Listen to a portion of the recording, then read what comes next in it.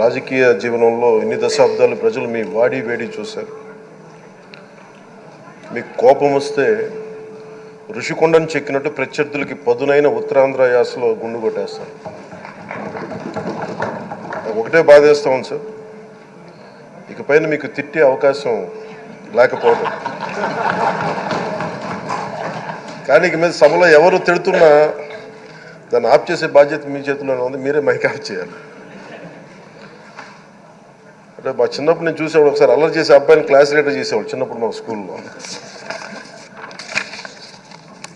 కానీ ఇన్నాళ్ళు ప్రజలు మీ వాడి వేడి పలుకులు, మీ ఘాటైన వాగ్ధాటి చూశారు. ఈ రోజు నుంచి రాష్ట్ర ప్రజలు మీ హుందాతనం చూస్తారు.